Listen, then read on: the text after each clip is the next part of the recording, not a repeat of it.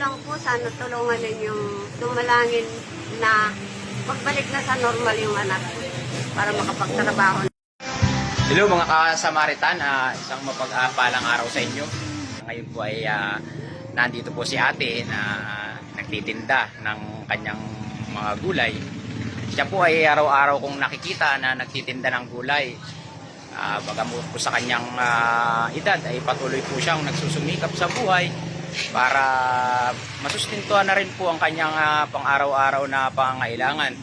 Minsan nakikita ko po siya na medyo pagod po pero patuloy po siyang lumalaban sa buhay. Ito po si ate. Po, nagtitinda po siya ng gulay. Ayun po ang kanyang mga paninda. Ito po ang mga paninda ni ate. Palagi po siyang dumadaan at kanya pong mga panindang gulay. Kung makikita nyo po siya sa araw-araw, yung pong simpleng pagbili sa kanya ng kanyang mga paninda ay malaking tulong na po sa kanya yun.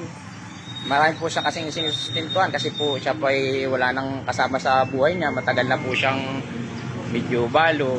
Kaya meron po siyang anak na nagkaroon po ng karamdaman. Kahit po gusto niya magpahinga sa araw-araw, ay pinipilit pa rin po niya magtinda kasi po kailangan nila sa araw-araw.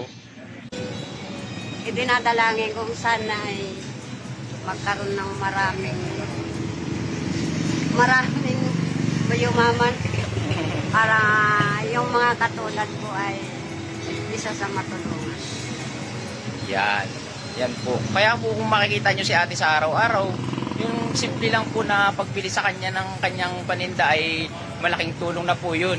Kasi po, araw-araw po siya ay lumalaban sa buhay para po masustintuhan yung pang-araw-araw na pangailangan. Malaking bagay na po sa kanya yun, mga kasamaritan. Kaya po, huwag po nating ipagkait yung pagbili ng simpleng gulay sa kanya o kung may kaunti po kayong maitutulong sa kanya, magbigay po tayo kasi yung pag-share po ng blessing, maluwag po sa loob yan. Kumbaga ay nakakadaan po yan ng pakiramdam natin.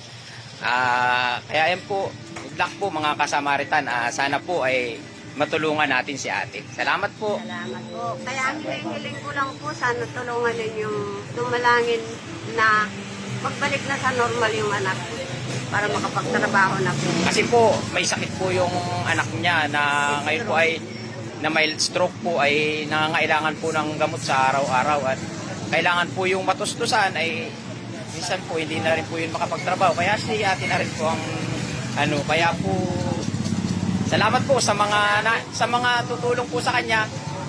Advance po at maraming salamat po. Sana po ay pagpalain kayo ng buong may kapal. Good luck po.